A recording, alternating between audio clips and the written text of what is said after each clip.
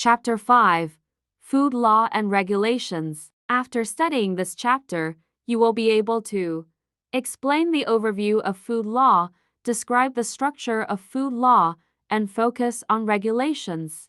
So according to the US Food, Drug and Cosmetic Act, a food is illegal or adulterated if it contains added poisonous or deleterious or harmful substances that may render it injurious to health.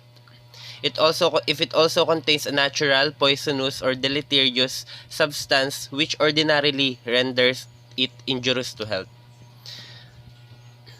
A raw agricultural products contains residues from pesticides not authorized by the U.S. Environment Protection Agency, known as EPA, or in excess or tolerances of established by regulations of the U.S. EPA. The last one is any part of the food is putrid or decomposed. So another example of strict definitions is that basic food law should determine the exact content of offenses which can give rise to penal action. Such offenses may be, so there are 5 offenses. The first one is deliberate adulteration of food products. The next one is production or marketing of foods containing prohibited or unauthorized substances. The third one is fraudulent use of labels and trademarks. The fourth one is failure of foods to satisfy standards laid down by law. So the last one is violation of hygienic requirements and so on. So food regulations. Dito sa food regulations, the federal government has consolidated its control over food safety programs within the U.S. over the past 6 decades. Most recently through the expansion of federal jurisdiction under this and other recent acts, and the regulatory strategies by which the agencies choose to implement them. So di ko nababasahin yung next part. Dito na tayo sa, as mentioned earlier in regulations implement basic food law, food regulations generally cover the following. The first one is general regulations. The next is food standards, food hygiene, food additives, pesticides, veterinary drug residues, food packaging and labeling, and the last one is food advertising. So food standards in every country, standards are an important part of the regulations of food production and food trade. So yun daw yung food standard. And then dito naman tayo sa laws and regulations to prevent gross adulteration and contamination. So laws and regulations are still needed to prevent gross adulteration and contamination. Although the forms of gross adulteration and contamination of food, including diluting milk with water, adding foreign matters to spices, use of harmful dyes, or chemical to mask defects of quality, and so on. So they are rare. In developed countries, in particular, the adulteration of fruit juices with lower value fruit varieties, or of instant coffees with cereal and malt-based ingredients have occurred in the late 20th century. So what are the microbial contamination in hygienic practice? As mentioned, it is estimated that 80% to 90% of the outbreaks of foodborne illnesses during the 1990s rather, may be attributed to contamination of food by pathogenic bacteria, primarily Salmonella and Staphylococcus. So proper hygiene practices should be utilized to prevent microbiological contamination and to minimize spoilage of perishable foods, which are most often vehicles for these contaminants. So hygienic practices daw ay nagdi-deal with raw materials requirements, processing plants facilities, hygienic operating requirements and practices, and then health requirements are for food handlers and so on. So 5.3.1, the regulatory status of food ingredients and additives. So many useful substances are added to processed foods. The FDA determines the regulatory status of substances added to food, including any food ingredient or other substance that might become a component of the food, such as from a food contact surface or from packaging under Section 409 of the Food, Drug, and Cosmetic Act. So companies are legally responsible for the safety of new food or an additive. So its common ingredients added to food such as food acids, salt, and sugar are generally recognized as safe. So safe daw yung mga foods acid like salt and sugar. Because of a long history of safe use as a food additive. However, if a food additive is not generally recognized as safe by experts approved informally by the federal government of described use, the FDA will review safety class from additives received by scrutiny in artificial colorants. So any new food additives that are not GRAS or GRAS are required to undergo pre-market approval regardless of the food type of method used to produce them. Yun lang po. Adulteration and misbranding.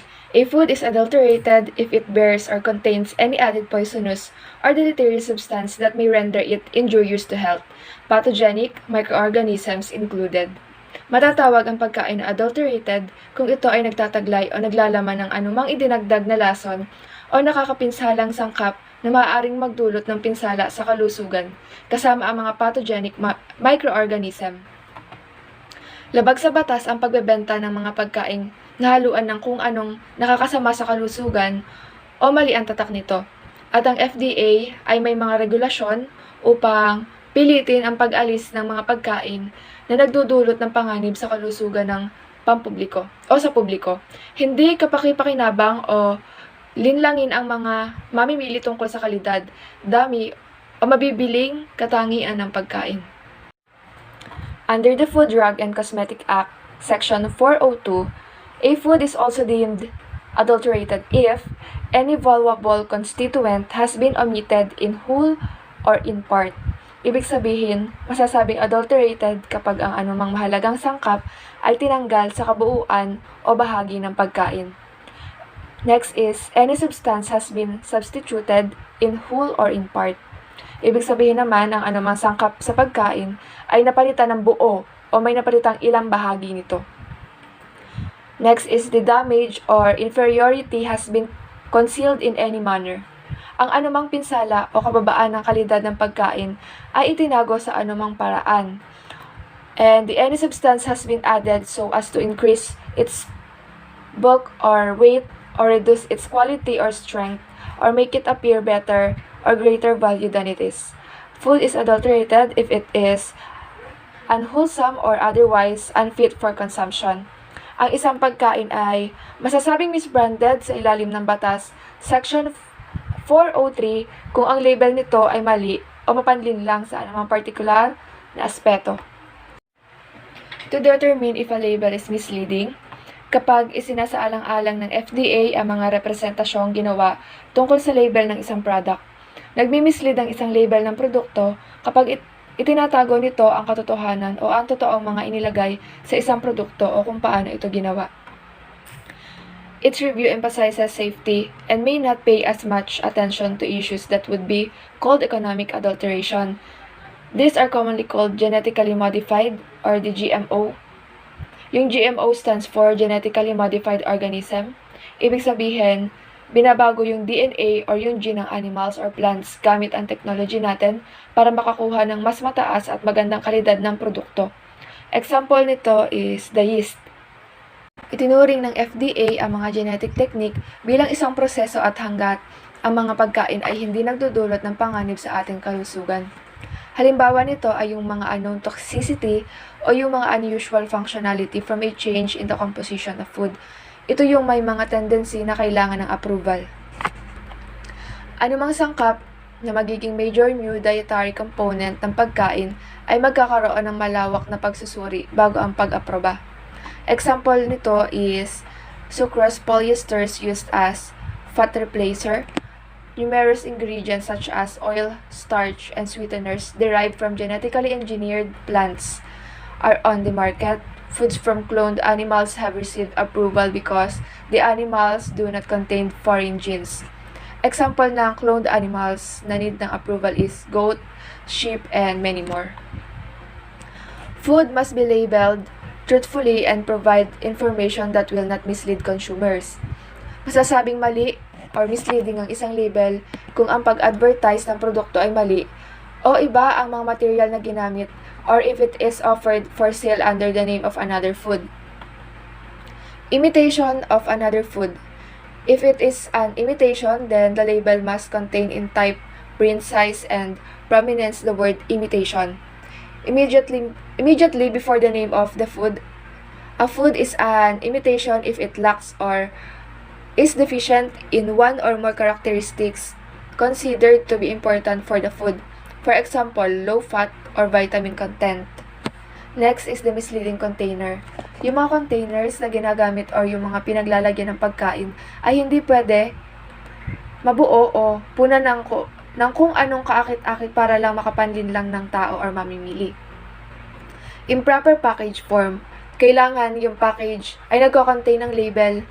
Una, the name and address of business of the manufacturer, packer, or distributor. And the second is an accurate statement of the quantity of the contents in terms of weight, measure, or numerical count.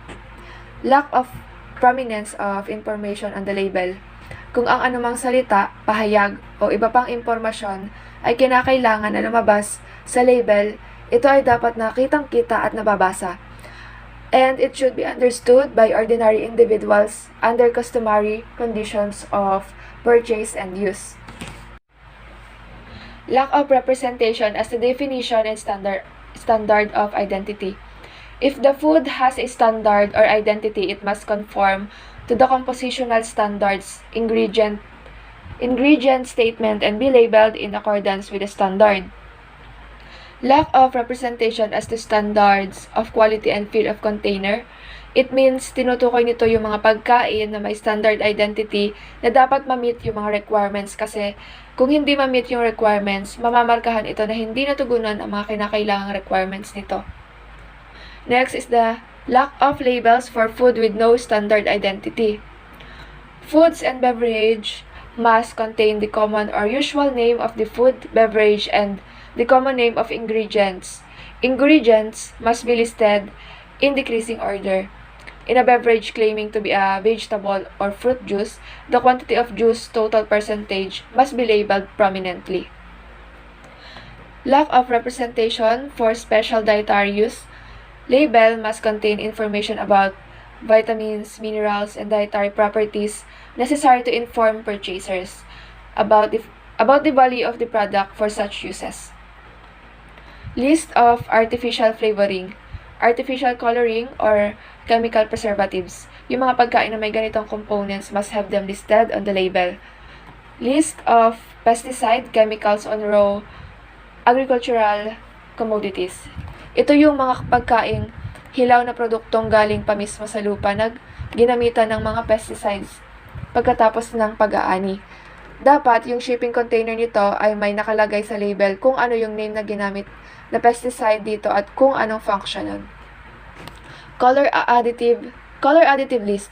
Color additive packaging and labeling must conform to requirements.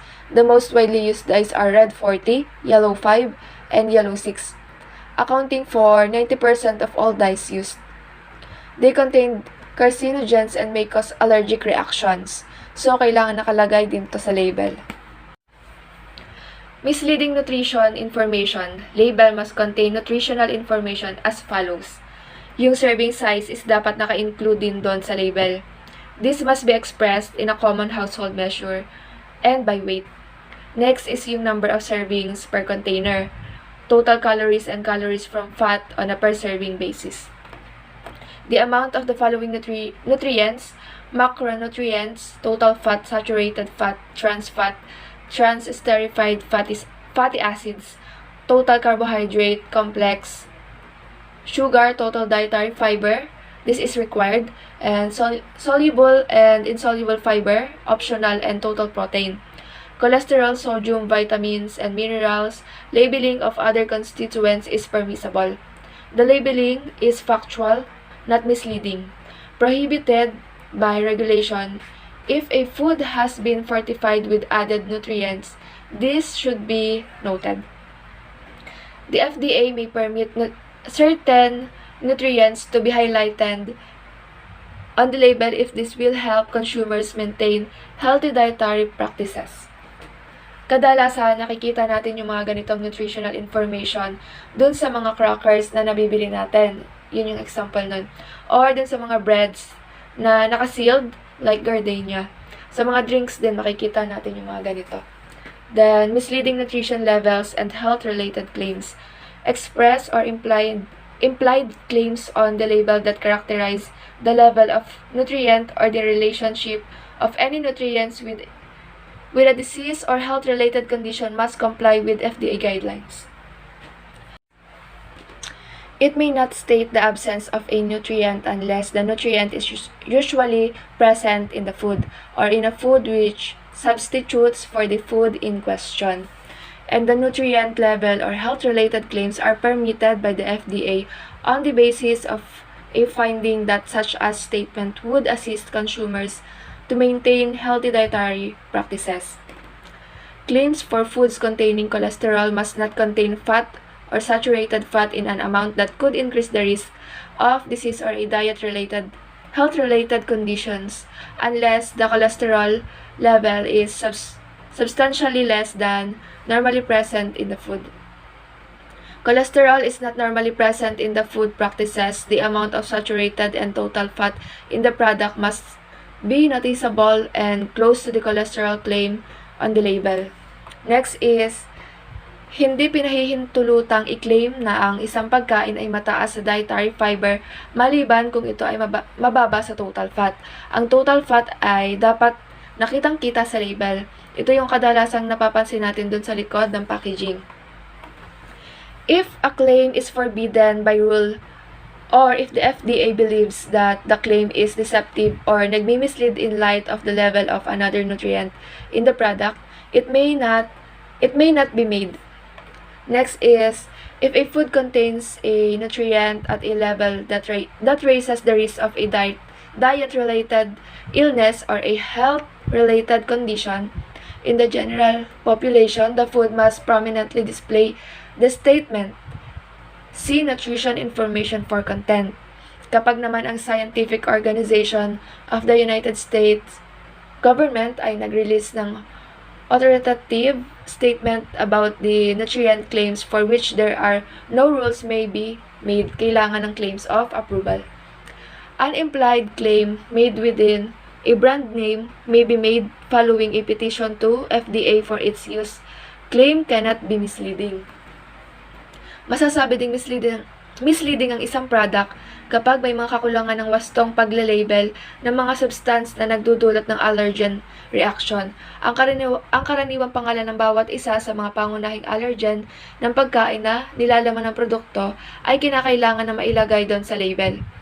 Allergen labeling is required for food containing tree nuts, peanuts, fish, crustaceans, milk, eggs, wheat, and soybeans, or ingredients obtained from them. Flavorings, colorings, or incidental additives that contain a major food allergen are subject to labeling. Yung ibang highly refined foods tulad ng oils may be exempt from allergen labeling because the levels of allergenic components would be very low. The global food trade risks from adulterated and misbranded foods. Economic fraud poses one of the greatest risks to our food supply. Adulteration is rampant in developing countries with at least 30 identified adulterants added to milk to improve shelf life or increase apparent protein, solids, or fat content. Food fraud in the supply chain is costly and can take place through various means, the most common being adulteration by substitution, omission, dilution, falsification, deception in the production method or its origin, intentional mislabeling or masking a defect or contamination. Food fraud and adulteration are illegal activities na kung saan dinadaya yung mga consumer sa pamamagitan ng pagsasubstitute ng mga original ingredients into something na maaaring hindi safe dun sa mga magkukonsume ng product. And also, pwede rin ito yung mga imitated brands or fake brands na hindi dumaan sa mga legal na pagsusuri na inilalabas sa market at maaaring ibenta ng mas cheap sa kadalilanan upang ito'y dagsain at tangkilikin ng mga mamimili. In 2008, milk powder containing melamine led to a global recall of milk powder and thousands of food products containing milk powder from China. Hundreds of thousands of children were affected in China alone, and untold numbers of others in countries in which this melamine-tainted milk powder was sold and consumed. Many of these children will likely suffer from chronic kidney problems from this exposure. Ito yung example ng adulteration na nangyari sa China na kung saan yung powdered milk is nilahukan nila ng melamine. Melamine is a white crystalline compound na ginagamit sa paggawa ng mga plastics. Almost the same feature and texture siya ng milk powder, lalo na pag hindi ito kinilatis sa mabuti.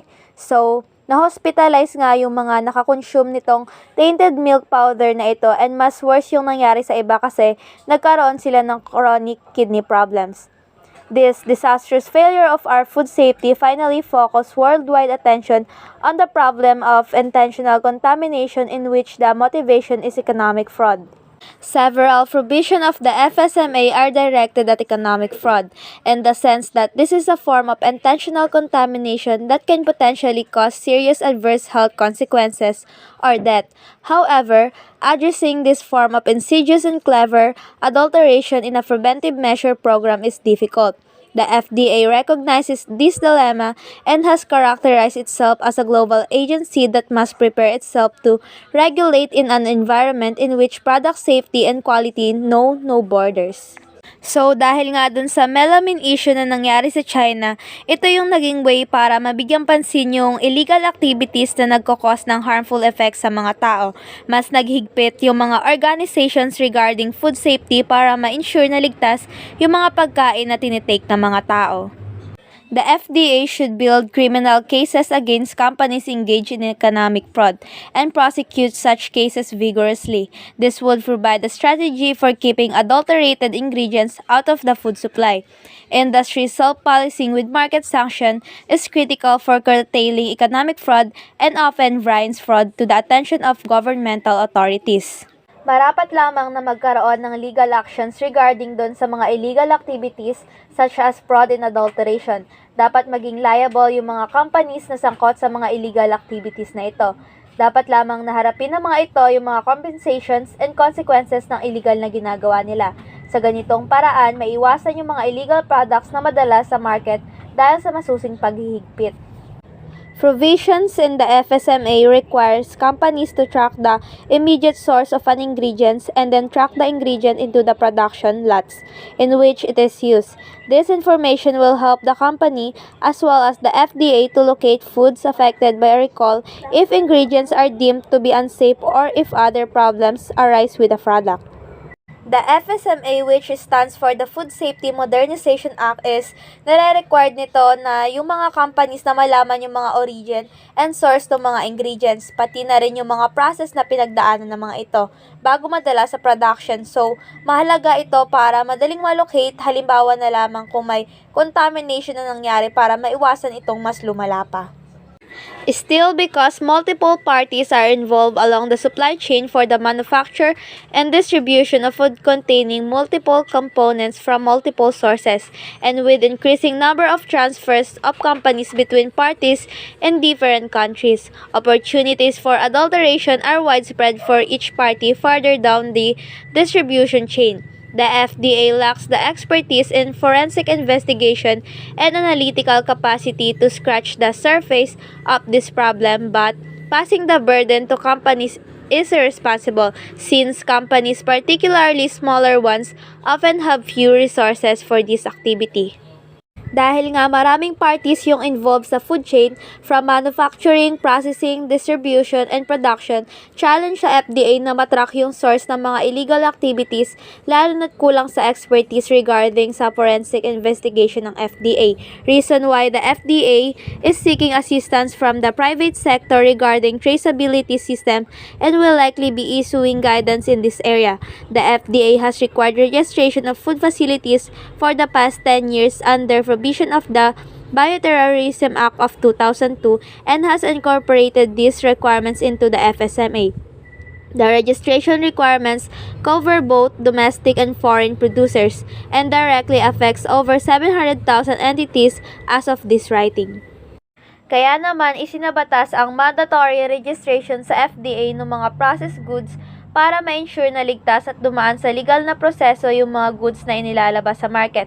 So, pag hindi FDA approved, ibig sabihin illegal yung produkto at hindi dumaan sa tamang proseso. The USDA is engaged in numerous activities that promote agriculture since the 1960s, an expanded mission for food security. The USDA engages in market support and market and economic research, promotion of international agricultural trade and market grades and standards, plant and animal health, food safety, and research on many aspects of agriculture, with a recently expanded emphasis on resource conservation, including water and soil management and climate change. The U.S. Department of Agriculture, or the USDA, is the federal agency that proposes programs and implements policies and regulations related to American farming, forestry, ranching, food quality, and nutrition. Ang main objective nitong USDA is to expand the mission for food security, na kung saan pinopromote nila ang pagpuproduce ng ligtas na mga pagkain at pati na rin ang pangangalaga sa mga hayop, na kung saan nakokonserve pa rin yung mga resources sa pagpapanatili ng kaligtasan ng mga consumer. Food safety. The Food Safety and Inspection Service. The FSIS inspects and monitors all meat, poultry, and liquid egg products sold in interstate and foreign commerce. The Federal Meat, Poultry, and Egg Products Inspection Act ensure compliance with mandatory U.S. food safety standard. The Federal Meat Inspection Act provides for inspection of all meat products with the exception of custom processed meat covered by the state program and reinsertion of imported meat products. Ang Food Safety and Inspection Service ay isang ahensya sa ilalim ng USDA. Responsibility ng FSIS na mapanatili na ligtas sa mga supply ng mga karne, mga poultry products including eggs at sinisigurado rin ito na correctly labeled and packaged ang mga products na ito. The Poultry Products Inspection Act similarly gives the FSIS authority for all poultry products sold in interstate commerce. The Egg Products Inspection Act provides for inspection of domestically produced liquid eggs and reinsertion of imported liquid eggs. For processed eggs, eggs are examined before and after breaking. The Humane Method of Livestock Slaughter Act mandates the livestock slaughter must be conducted humanely. Procedures for obtaining meat or poultry inspection are straightforward and outlined in the Federal Grant of Inspection Guide found on the USDA website. Ini-ensure ng mga ahensya na sumusunod yung mga poultry company sa mga regulations including the proper handling, process, and sanitation ng mga poultry products. Mahalaga ang mapanatili na ligtas na may lalabas sa market yung mga products na ito dahil alam naman natin na prone for contamination yung mga poultry products. Agency label review is mandatory and guidance is provided. Once a grant of inspection is made, a facility will be provided with an establishment number and mark that is affixed to the FSIS inspected and passed product. The FSIS can withdraw inspection and this will prevent sale of food until the facility is back in compliance. So, mandatory na isinasagawa yung inspection ng mga facilities at yung mga prosesong isinasagawa para malaman kung nagko-comply ba yung mga poultry owners sa mga policy ng FSIS. So, pag nalaman na hindi sumusunod sa mga regulation yung mga poultry businesses, maaring ipatigil yung kanilang operation. Withdrawing inspection of a facility by the FSIS can devour under the following.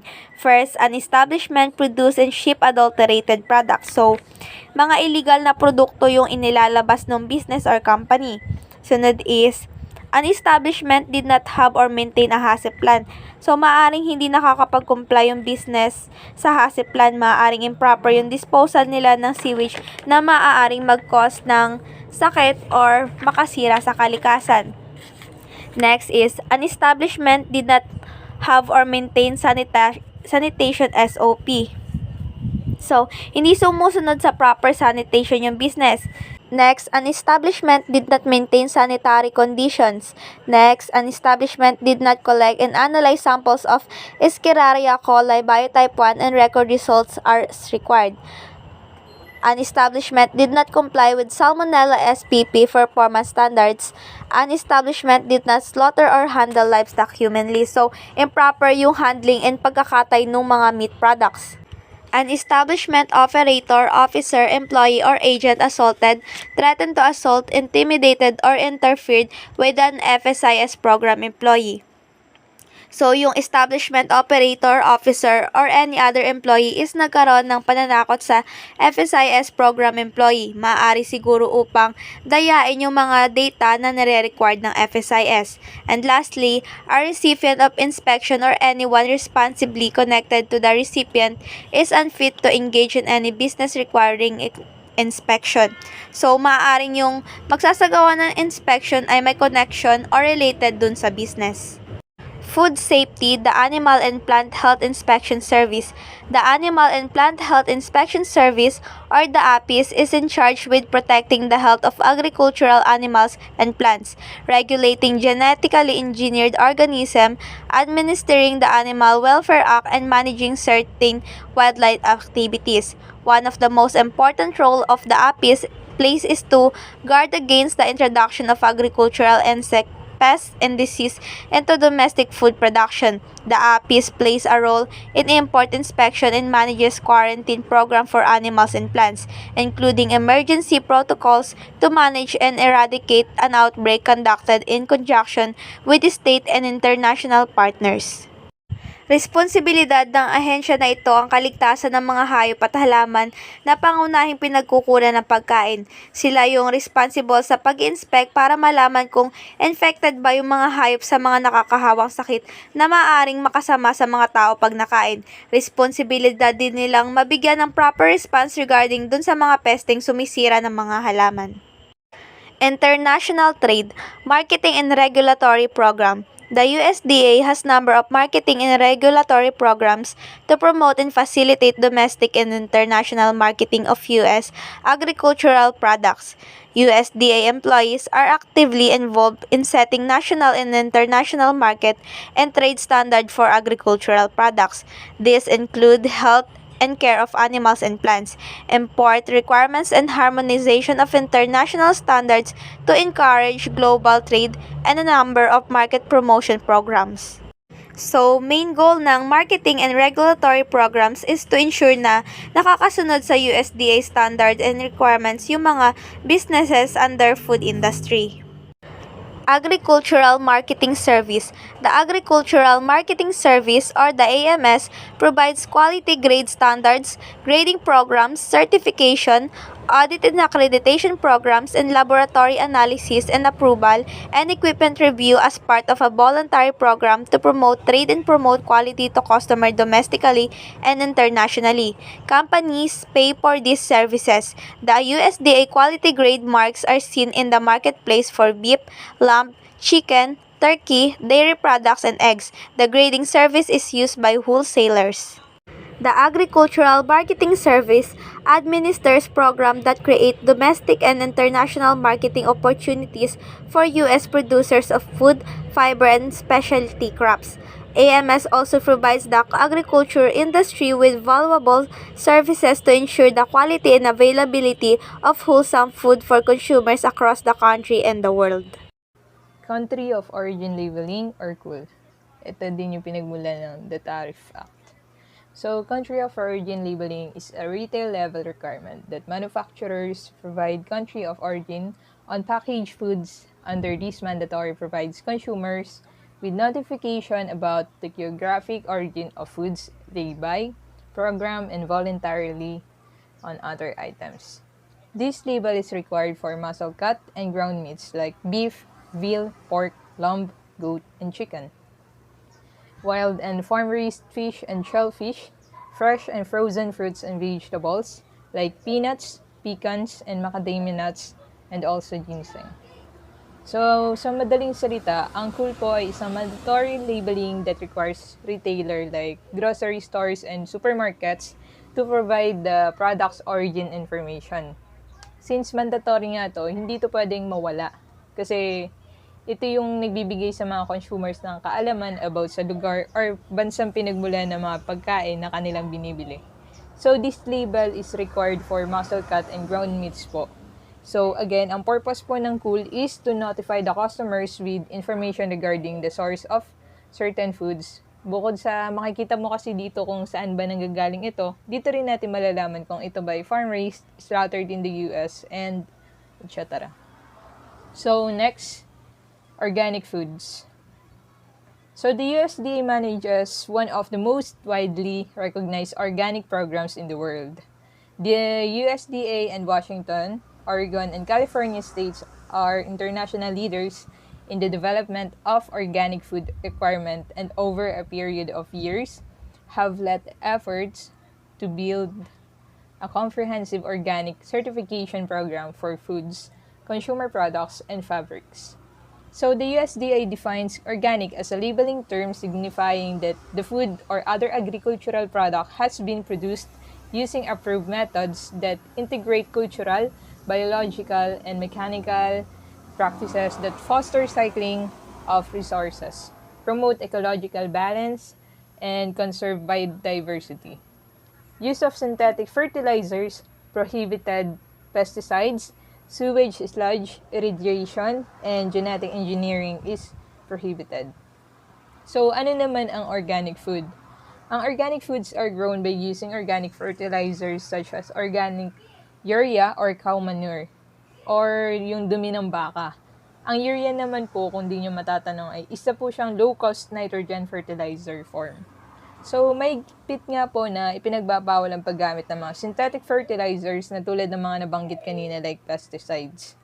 So, ito po ay naitakda noong taong 1990s na marapat po nalagyan ng label ang mga pagkaing naglalaman ng mga sangkap mula sa mga genetically modified organisms. Nabanggit din dito na ito po ay nagsilbing panakot din sa mga gumagamit ng mga pesticides and agricultural chemical use.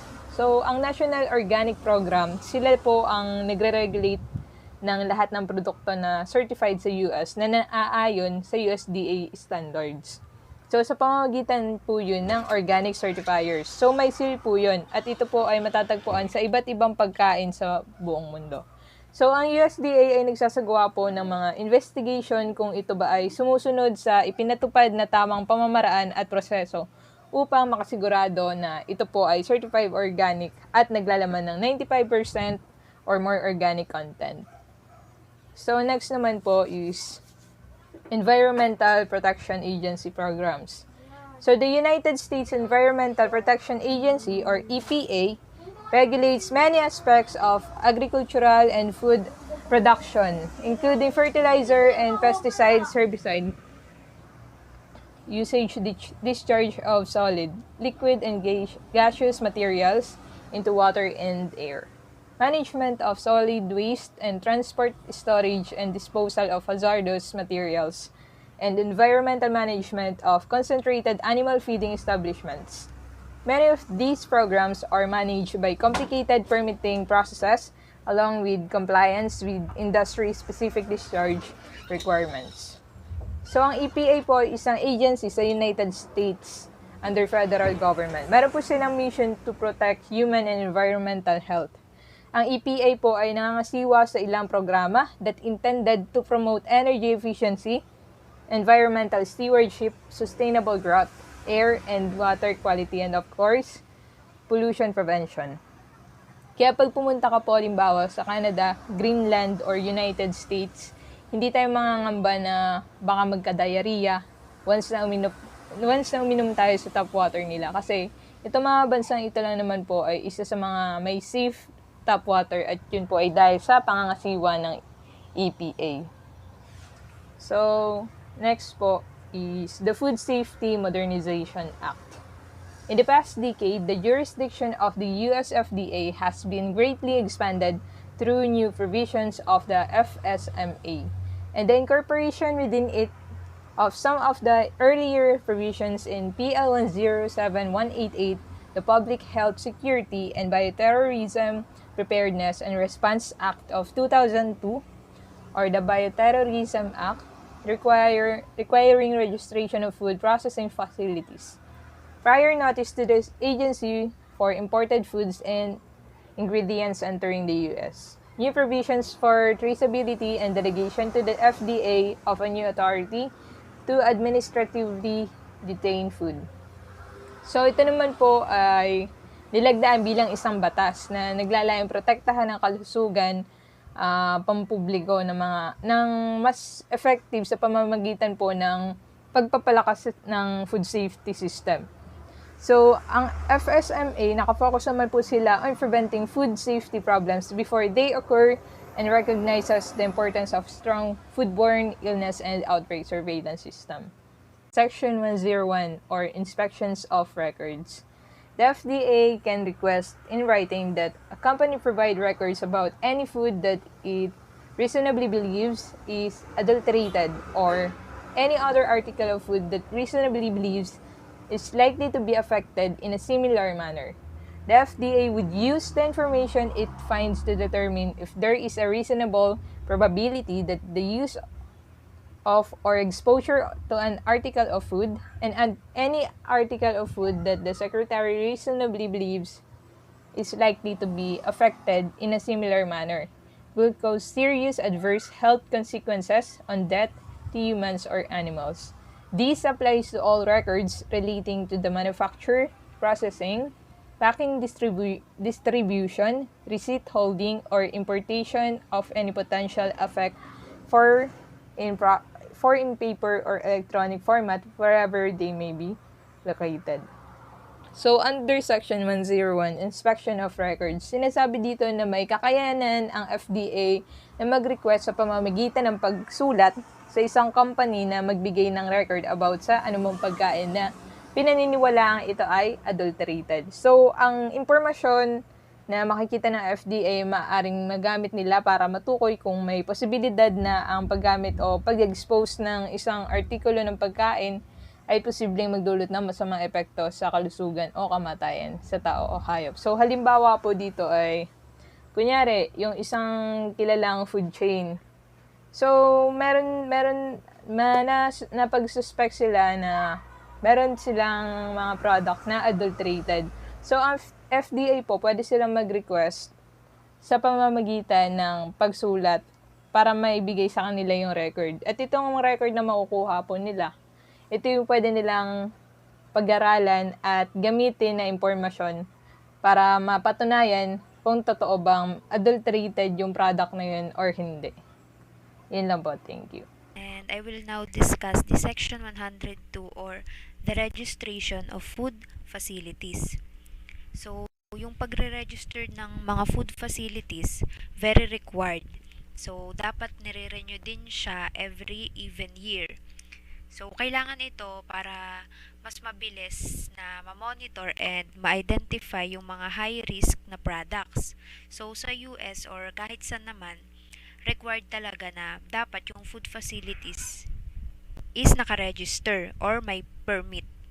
So, sila lang yung pwede na magbenta ng mga pagkain. So, sa pagre-rehistro naman, yung food facilities, ibig sabihin, kapag naka-register yung food facilities, nai-inspect siya ng FDA. So, mas safe. Next is Section 103, the hazard analysis and risk-based preventive controls. So, mahalaga na nape-prevent natin yung mga hazards bago pa ito mangyari. So, ika nga, 'di ba? Prevention is better than cure. So, meron tayong ini-implement na mga preventive measures para maiwasan natin yung mga risk and hazards na pwedeng mangyari. So, meron tayong mga policies, standards, processes, and procedures. Una, dapat na-identify or na-evaluate natin ng maayos yung mga hazards na foreseeable o yung kayang makita or ma-predict. Yung mga hazard na naturally or unintentionally na nangyayari. Number 2 is same with number 1, pero dito, yung mga hazard na nangyayari is intentionally or ginusto. So, intention talaga, sinadya, ganon. Like terrorism. So, number 3 is dapat meron silang written analysis ng mga hazard.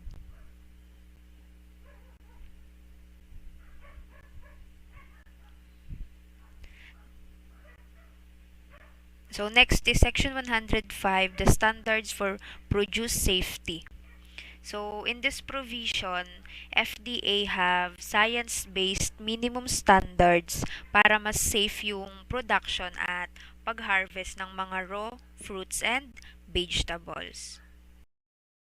So, Section 106 or the protection against intentional adulteration. So, ano ba yung intentional adulteration? So, yun yung kapag sinadya na i-contaminate ng isang tao ang isang food business. So, ang FDA, nagkakonduct sila ng assessments of the overall food system para mas maintindihan yung risk and uncertainties with guarding against the intentional adulteration.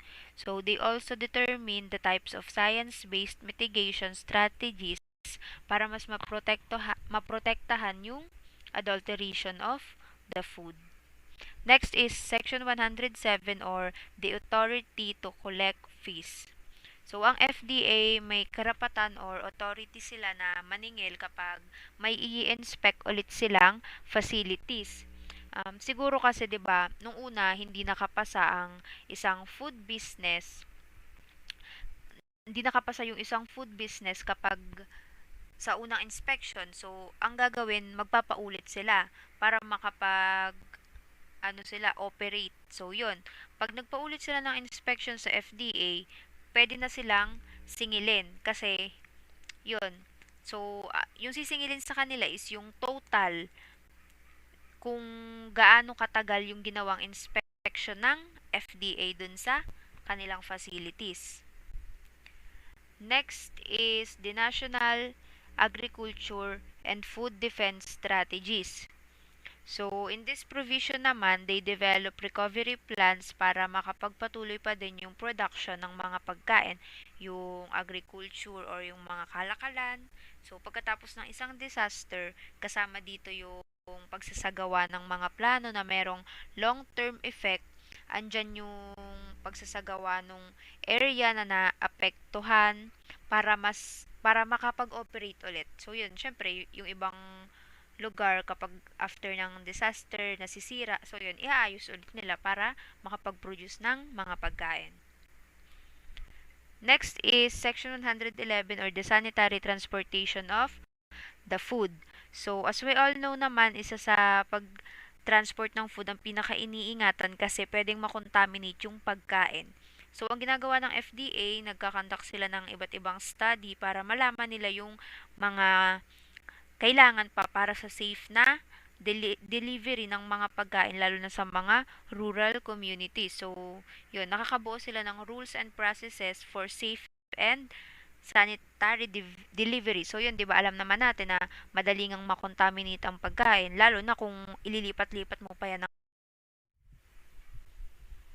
So, next is Section 113 or the new dietary ingredients. So, the main focus ng provision na ito is yung safety of dietary ingredients, yung mga dietary ingredients na nilalagay natin sa mga pagkain. So, yun, para mas safe. So, gumawa sila ng mga bagong dietary ingredients. So, yun yung mga vitamins, mineral, herbs, and the amino acids para mas safe yung food.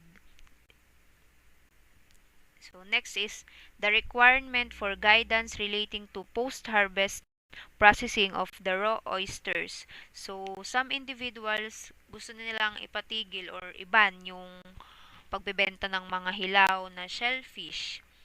So, yung provision na to have compromised the process of the post-harvest. So, para daw mas safe na para mas makontrol yung mga shellfish and mas maging ligtas yung product. So, 'di ba 'yun, minsan laging nagkakaproblema kapag shellfish ang usapan kasi nga parang hindi siya ganun ka-safe. So, 'yun.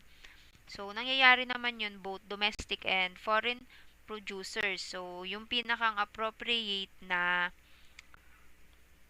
control regarding this is the depuration or the purification. Next is section 115 or the port shopping. So, itong provision na to, mas gagawin niyang mas mahirap yung port shopping kasi mas magiging mahigpit and para sure and safe yung mga product na ini-import sa atin. So, 'di ba para less scrutiny. So, 'yun. Kasi 'di ba yung iba ang onti lang ng inspection kaya minsan ganyan madaling nakakapasok yung mga hindi naman safe na product. So, 'yun, halimbawa, kapag may isang importer na gustong pumasok dito kasi may i-import siyang product.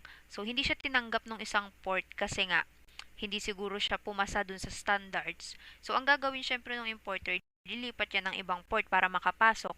So, ang gagawin naman nung port, i-alert niya lahat ng port na may parating na importer na ganyan, hindi siya nakapasa sa standards, wag niyong papapasukin. So, yun, mas magiging mahigpit sila kasi nga, kailangan yung mga nai-import na product sa atin is safe.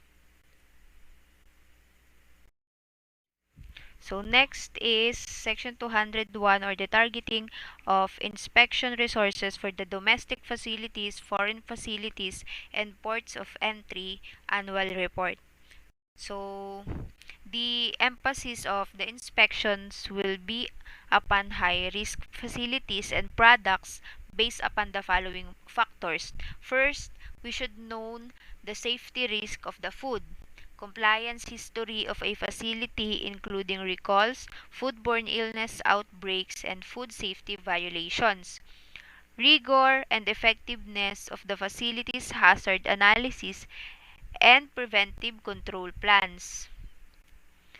Next is the laboratory accreditation for analysis of foods. So, ito yung pinakamagastos na process. Kasi yung mga laboratory testing na kailangan will be conducted sa accredited laboratory which is approved by the accrediting body. So, yung process na to is also applicable for any sampling program and analytical testing. So, mas magiging magastos sa laboratory testing and mahihirapan yung mga small business kasi nga magastos to. Kasi kailangan talagang accredited yung laboratory. So, hindi naman porket magastos siya is tataas yung reliability ng pagtetest. So, magastos lang talaga siya. So, yun, medyo mahihirapan talaga ang mga small business kasi wala silang choice kundi sumunod. Yun, magastos pero required. Next is the Section 204, the enhancing tracking and tracing of the food and record keeping. So, para mas mabilis nating matrack yung mga record na meron tayo. So, syempre, if you have a good record, mas mabilis nilang matutuko yung mga risk and para mabawasan yung mga mas malaking problema na pwedeng kaharapin. So, syempre, kapag organized and maayos yung record na meron ka, mas madali para sa'yo na balikan na lang yun. And makikita mo yung mga risk and problem na napagdaanan nyo na pwede nyo nang maiwasan sa tulong nung mga record na meron kayo. So, yun lang. Thank you. Next is Section 206, Mandatory Recall Authority. The FDA has mandatory recall authority, although many questions whether this provision is necessary for domestic food producers and consider the checks upon agency action through involvement of the individual states or the Justice Department to have been perfectly adequate to ensure that the U.S. food supply remains safe. A company may be notified of a reasonable probability that its food is adulterated or misbranded from an internal audit or testing, information received from or by its customers, or from the Reportable Food Registry. A recall is mandated when the use of or exposure to such article will cause serious adverse health consequences or death to humans or animals. So basically, this law or this section gives authority sa FDA para magsagawa ng food recall sa mga adulterated products. Kapag sinabi nating food recall, ibig sabihin aalisin na from sale, distribution at consumption ang mga products na maaaring magdulot ng risk sa consumers or even animals. Ini-initiate siya once na may mag-report ng complaint, pwedeng from manufacturers, wholesalers, retailers, agencies, or consumers. May 3 levels of recalls ang FDA. Class 3 recalls para sa mga products na nag-violate sa labeling or manufacturing laws ng FDA. Class 2 recalls para naman sa mga products that might pose only temporary health problems. At Class 1 recalls para sa mga products na maaaring mag-cause ng serious effect sa health ng consumers. Section 207, Administrative Detention. The FDA may order the detention of any article of food that is found during an inspection, examination, or investigation in a secure facility if it has reason to believe that the article of food is adulterated or misbranded. This was written into the Act to ensure that rejected product from other countries did not enter into the U.S. Food that is regulated exclusively by the USDA under the Federal Meat Inspection Act, the Poultry Products Inspection Act, or the Egg Products Inspection Act is not subject to administrative detention. All other food is subject to this regulation when it enters interstate commerce. Sa this section naman, kapag suspected na adulterated or misbranded ng isang product, i-hold ito ng FDA for a short period of time. So habang nakahold ang products, i-review ng FDA ang entry information nito, i-inspect ang shipment, kukuha ng sample at ititest ito sa FDA lab. Section 206 and Section 207 both focuses on adulteration. Kapag sinabing ang isang product ay adulterated, ibig sabihin ito ay nahaluan ng ibang substance, either intentional or unintentional, at nagre-result ito sa pagbaba ng quality ng pagkain. In other terms, contamination. Ang mga substance na ito ay tinatawag na adulterants. May iba't ibang type ng adulterants para sa iba't ibang type ng pagkain. Isang simpleng halimbawa na lang ang paghahalo ng tubig sa milk. And the purpose of these laws is to prevent such practices para sa safety nating lahat.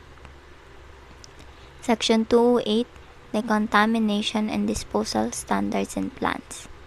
The EPA, in coordination with Health and Human Services, Homeland Security, and the Department of Agriculture, shall provide support and technical assistance to state, local, and tribal governments to prepare for, assess, decontaminate, and recover from an agriculture or food emergency. Sa section na ito, involved ang pagkakonduct ng annual exercises at pagdevelop ng specific standards at protocols at model plans to clean up, clear, at mag-conduct ng recovery activities following decontamination of people, equipment and facilities, and disposal of specific threat agents and foreign animal diseases, and disposal of contaminated animals and crops.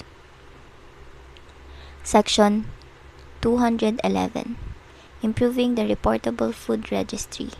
Retail food stores are required to provide a means for notifying customers at the register and at other prominent locations in the store, providing targeted recall information for consumers. Ang purpose ng section na ito ay mag-provide ng reliable mechanism para matrack ang patterns ng adulteration sa mga pagkain para maprotektahan ang public health. Na-apply ito sa lahat ng facilities na nagmamanufacture, nagpa-process, nagpapak at nag-hold ng FDA-regulated food or animal feed for consumption para sa US, federal, state at local public health officials. Kapag sinabing reportable food, ito ay tumutukoy sa kahit anong pagkain na may possibility na mag-cause ng masamang epekto sa health or even death, hindi lang sa humans kundi pati na rin sa mga animals. Examples include bacterial contamination, allergen mislabeling, or elevated levels of certain chemical components. Ang FDA Food Safety Modernization Act, Sections 201 to 211, focuses to improve the capacity to detect and respond to food safety problems. Section 301, Foreign Supply Verification Program. Importers are now required to perform risk-based foreign supplier verification activities to show that their foods are neither adulterated nor misbranded. This requires verification that the processors they represent have appropriate risk-based preventive controls in place and that imported foods are as safe as those produced in the US. Ang regulation na ito ay nagre-require sa mga importers na magsagawa ng verification activities para makasigurado na ang food na na-produce para i-import ay safe para sa public consumption, hindi adulterated at misbranded. Ang mga verification activities na isasagawa ay maaaring through monitoring records of shipments, lot-by-lot certification of compliance, annual on-site inspections, checking hazard analysis and risk-based preventive control plan of the foreign supplier, and periodically testing and sampling shipments. Section 302, Voluntary Qualified Importer Program. The Voluntary Qualified Importer Program provides importers with expedited entry of food into the U.S. if certain provisions are met. An importer must request participation and may be accepted to participate for a 3-year period subject to renewal. Various factors are considered. Consider the risk of the food to be imported based on factors such as the following: the known safety risk of the food to be imported, the compliance history of foreign suppliers used by the importer as appropriate, the capability of the regulatory system of the country of export to ensure compliance with U.S. food safety standards for a designated food, the compliance of the importer with the other requirements, the record keeping, testing, inspections, and audits of facilities, traceability of articles of food, temperature controls, and sourcing practices of the importer, the potential risk for intentional adulteration of the food, and any factor that the Secretary determines appropriate. So basically, pinapayagan or papayagan lang ang mga importers kung nakapasis sila sa minimum standards para ma-ensure ang safety ng imported foods. Section 303, Authority to require import certifications for food. Imported food must be accompanied by a certificate or other assurance that the food meets applicable requirements on the FSMA in the form of shipment-specific certificates, a listing of certified facilities that manufacture, process, pack, or hold such food, or in some other manner. Certification requirements track the criteria listed above in Section 302. An agency or a representative of a government of the country from which the article of food at issue originated could issue a certificate, as could other entities recognized by the FDA as reliable certifiers. If the FDA determines that the food safety program systems and standards in a foreign region, country, or territory are inadequate, ensure that an article of food is as safe as a similar article of food that is manufactured, processed, packed, or held in the U.S., shall identify such inadequacies and establish process by which the foreign region, country, or territory may inform the Secretary of improvements made to the food safety program, system, or standard and demonstrate that those controls are adequate to ensure that an article of food is safe. Ito naman, inaalaw ang FDA na mag-require ng certification or ng iba pang assurance of safety para sa mga high-risk imports. Kailangan i-consider ang public health factors tulad ng known safety risk ng pagkain, known safety risk ng pinanggalingan nitong bansa, inadequate government controls ng pinanggalingan na bansa, and lastly, information submitted by the country of origin related to the quality of government controls. Pwedeng i-refuse ng FDA ang admission ng mga food import kung magkukulang ito sa required certification. Section 304, prior notice of imported food shipments. Prior notice provides the FDA with the opportunity to schedule inspections of food before it arrives in the port. This must be submitted electronically. Much detailed information is required on these notices. For example, there is a requirement to identify each article of food in a shipment, not just to provide a general description of the cargo.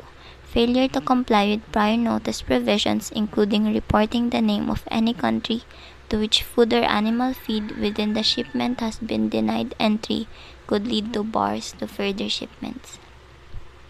Kailangan naman ilagay ang pangalan ng pinanggalingan na bansa ng imported food para payagan ito makapasok sa isang state. Bakit required ang prior notice? So, una, para ma-review at ma-evaluate ang info ng mga products bago makarating sa US. Pangalawa, para mas ma-deploy ng mga resources ang pagkakandak ng inspections. At pangatlo, para mapigilan ang mga contaminated products. Section 306, Inspection of Foreign Food Facilities. The FDA intends to enter into agreements with foreign governments to facilitate their inspection of registered foreign facilities, directing resources to high-risk foods. Food will be refused admission into the United States if it's from a foreign factory, warehouse, or other establishments of which the owner, operator, or agent in charge, or the government of the foreign country refuses to permit entry of U.S. inspectors or other individuals duly designated by the Secretary upon request to inspect such factory, warehouse, or other establishment. Ang section naman na ito ang nagsasabi na may agreement na mangyayari between FDA at sa mga foreign government para mas madali ang inspection sa mga foreign facilities na nagpo-produce ng high-risk foods. May mga authorization din ang Department of Commerce in coordination sa HHS na mag-a-assess sa mga foreign facilities na nag-i-import ng seafood sa US at para makapagbigay na rin ng technical assistance.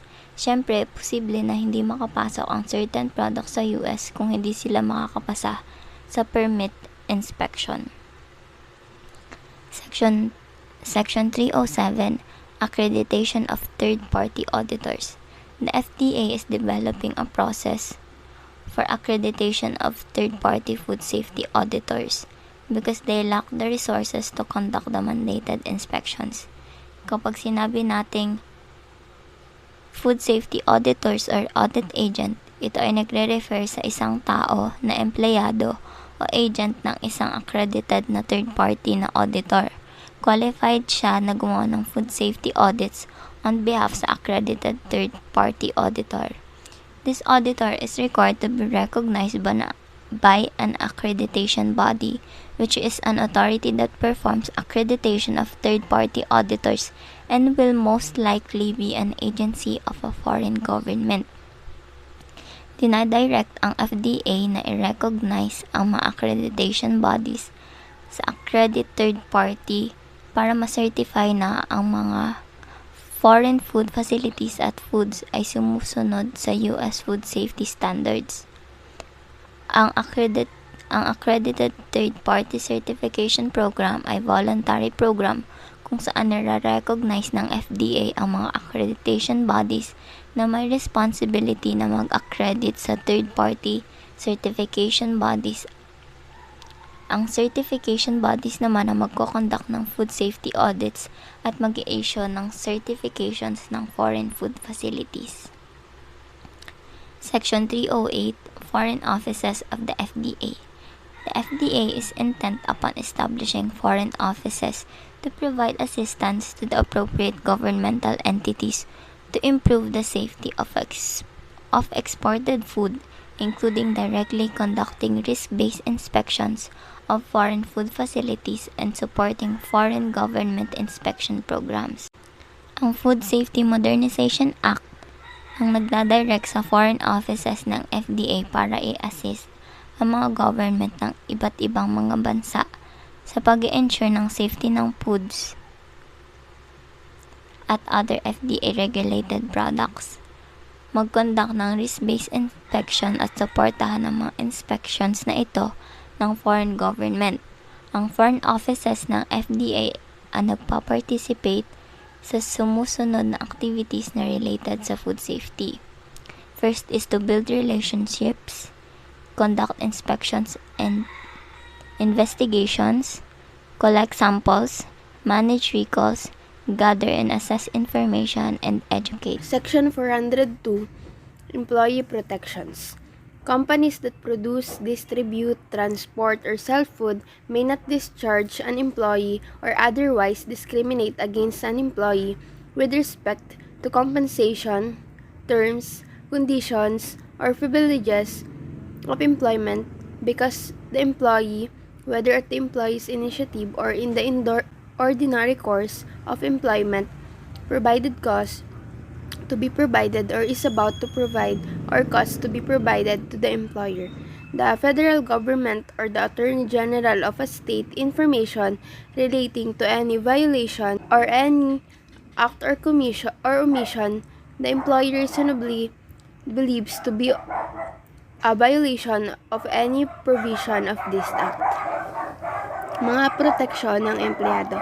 Ang mga kumpanyang gumagawa, namamahagi, nagbabiyahe o nagbebenta ng pagkain ay hindi maaaring magpaalis sa isang empleyado o kung hindi man ay may diskriminasyon laban sa isang empleyado na may kinalaman sa kompensasyon, mga tuntunin o kaya mga pribileyo sa pagtatrabaho dahil ang empleyado ay may inisyatiba, testified or is about to testify in a proceeding concerning such violation, testigo sa isang paglilitis tungkol sa naturang paglabag, assisted or participated or is about to assist or participate in such a proceeding, kailangan lumahok sa naturang paglilitis, objected to or refused to participate in any activity, policy, practiced or assigned task that the employee or other such person reasonably believed to be in violation of any provision of this act.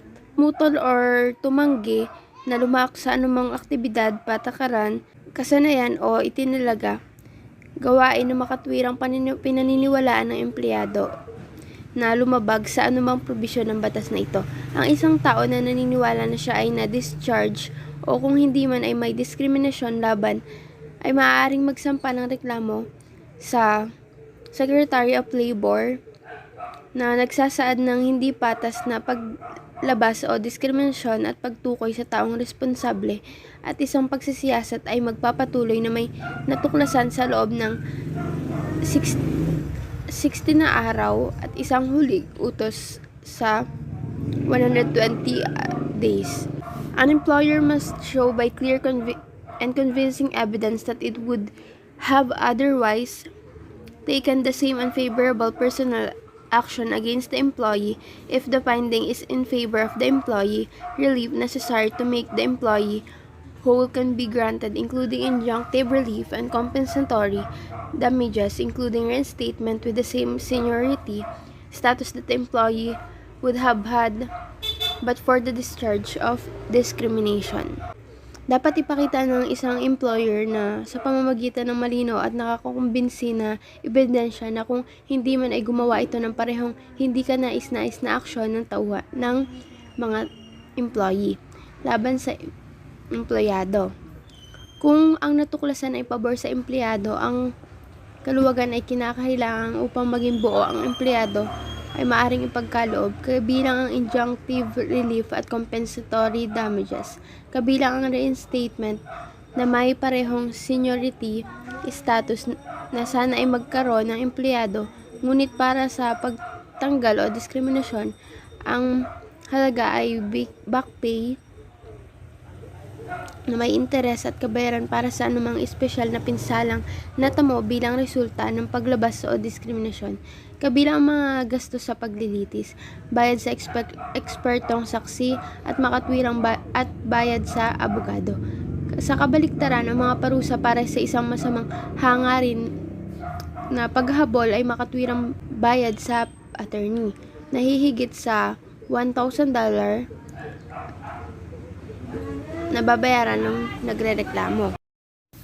What are the different types of food safety regulations?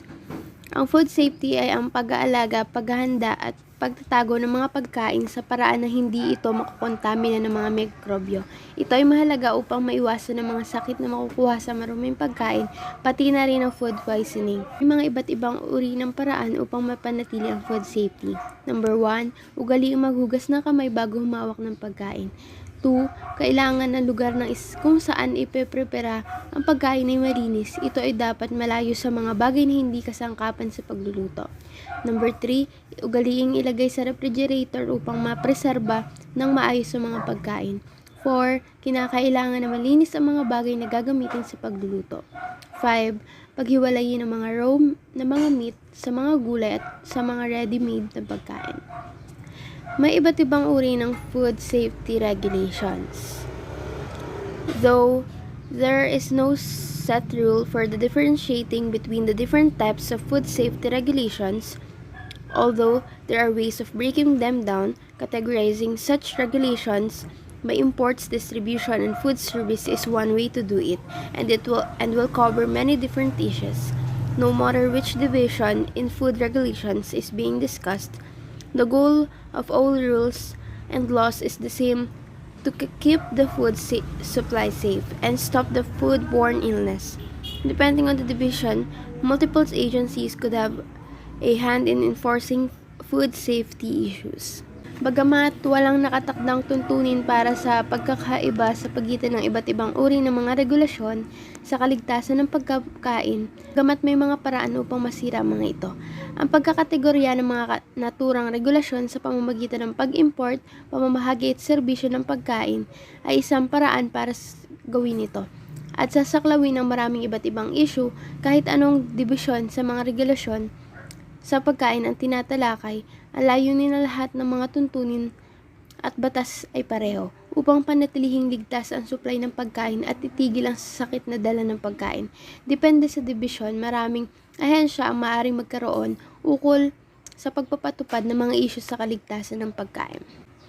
Food safety regulations dealing with imports are among the most common and controversial of all food regulations. Some countries may see certain regulations as another country's way of unfairly influencing the balance of trade, and so politics has the potential to play into these decisions in all directions. Mga regulasyon sa kaligtasan ng pagkain ay nakikitungo sa mga pag-imports ay kabilang sa paniwang at controversial sa lahat ng mga regulasyon sa pagkain.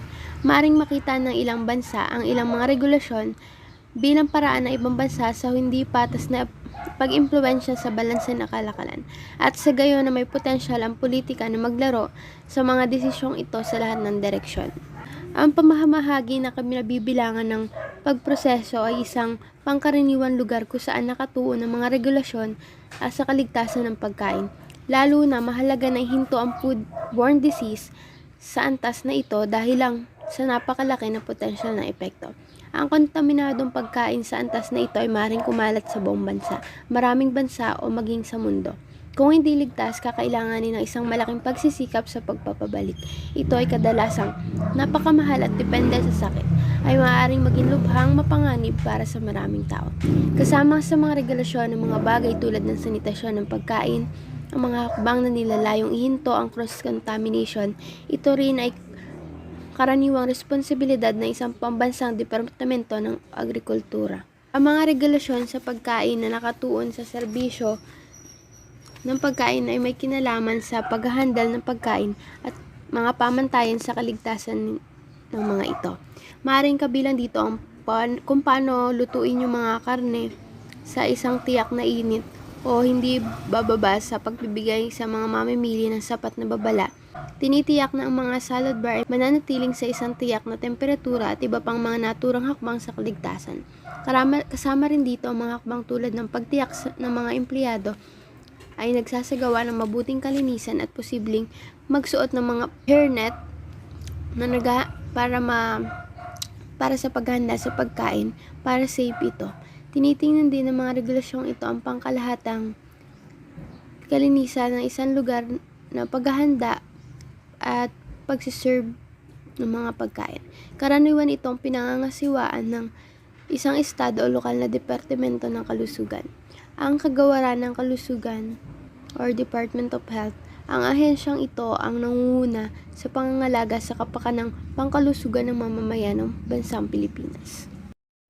Those companies or restaurants that disregard food safety regulations will likely be fined and could even be shut down until corrective action is taken. Therefore, most of the businesses will do whatever is necessary to comply with regulations. Food safety regulations related to the importation of food may be the only case where a business is totally powerless to do something about the situation. What are the different types of food additives regulations? Food additives are substances added to food to preserve flavor or enhance taste, appearance, or other sensory qualities.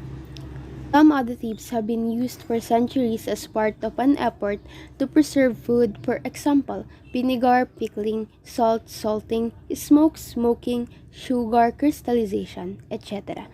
This allows for longer-lasting foods such as bacon, sweets, or wines, with the advent of processed foods in the second half of the 20th century.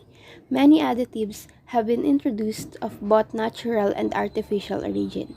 Food additives also include substances that may be introduced to food indirectly, called indirect additives. In the manufacturing process, through packaging or during storage or transports. When it comes to food additives, there is a lot of controversy over how safe they are and if they should be used. Before the government will approve of a food additive, it needs to be proven not only that the additive is safe, but also that it doesn't cause up any adverse effects. If further research ever shows a food additive to have adverse effects, then the government has the right to remove that additive from the approved list. Monosodium glutamate or MSG, chips, consumer favorites like Doritos and Pringles are just some of the chip products that contain MSG. Aside from being added to potato chips, corn chips, and snack mixes, MSG can be found in a number of other snack foods. So it's best to read the label if you want to avoid consuming these additives. Hundreds of ingredients are added to foods during processing to enhance the flavor of the final product. Monosodium glutamate, commonly known as MSG, is one of the most controversial food additives approved for use by the Food and Drug Administration or FDA. Why are food additives used? Frequently, food companies use food additives in order to ensure that their products are stable and uniform. Most food we buy at the grocery store is not very fresh, and one thing about food is that it never stays good for very long. So in this day and age, where most of the food we eat is not fresh, food additives are added abundantly. There are many other reasons for food additives being used as well. Food additives can be used as a preservative, no-calorie, sweetener, color, flavor, fat replacer, nutrient addition, emulsifier, stabilizer, thickener, pH control, leavening, anti-caking agent, enzyme preparation. Many countries around the world implement food additives regulations to protect public health and the food supply. Although food additives regulations differ, usually government regulatory agencies first test for possible short and long-term health risk based on levels of the food additives likely to be consumed. Maraming bansa sa buong mundo ang nagpapatupad ng mga regulasyon ng food additives para protektahan ang kalusugan ng publiko at ang supply ng pagkain. Bagamat magkakaiba ang mga regulasyon ng food additives, kadalasan ng mga ahensya ng regulasyon ng gobyerno ang unang sumusubok para sa mga posibleng pangmadalian at pangmatagalang panganib sa kalusugan, batay sa mga antas ng food additive na malamang na maubos. Kapag nakumpleto na ang pagsusuri at ang food additive ay tinuturing na ligtas, bumubuo sila ng regulasyon upang limitahan ang dami ng food additives na gagamitin at mga uri ng pagkain kung saan ito maaaring idagdag at italaga kung paano lalabas ang additive sa food packaging. A food additive is any substance added to processed foods to preserve food texture, enhance its flavors, or preserve food quality. These substances can be either natural food additives, not typically used as food on a standalone basis, or synthetic additives. Food additives regulations are controlled by government organizations to serve public welfare and preceded by years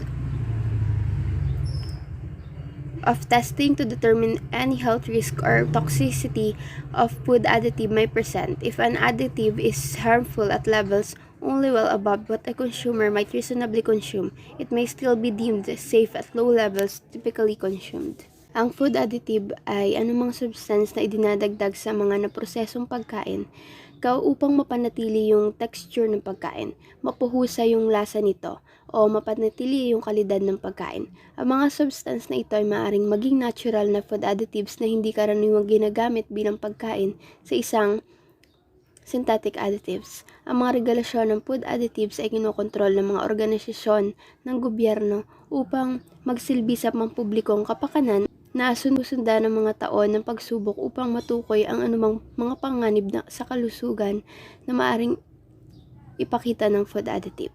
Dahil maraming substansa nakakapinsala sa kalusugan ng tao kung kumukonsumo sa sapat na mataas na antas. Tukuyin din ng food additive testing ang mga antas na nakakapinsala sa mga tao at ihambing ang data na iyon laban sa nilalayong paggamit nito. Once a food additive is considered safe, the governing agency will decide how to regulate it. For instance, the European Food Safety Authority has decisions on the results of specific tests. This will determine whether there is a need for the food additive, ensure that no health risk exists, and then make sure that the information about the food additive is communicated clearly to the public. The U.S. Food and Drug Administration sets regulations after it determines the composition of the additive, decides how it will most likely to be consumed, and then determine the health risk and safety. What is Food and Drug Law? It is an act to ensure the safety and purity of foods, drugs, and cosmetics being made available to the public by creating the Food and Drug Administration, which shall administer and enforce the law. The Food and Drug Administration, or FDA, is one of the oldest consumer protection agencies in this country. It regulates products that account for over 1/4 of consumer spending. The FDA protects the public from unsafe foods to drugs and from medical devices to cosmetics.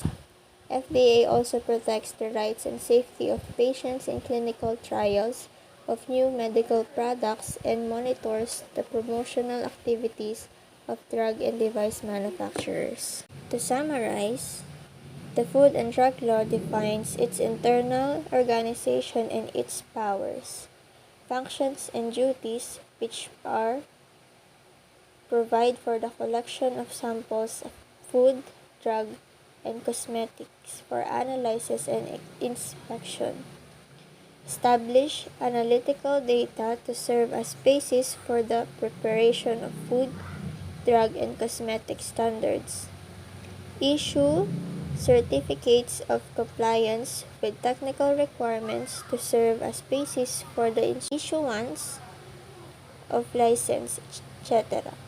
The Act also reorganizes the Board of Food Inspection by converting it into the Board of Food and Drug Inspection.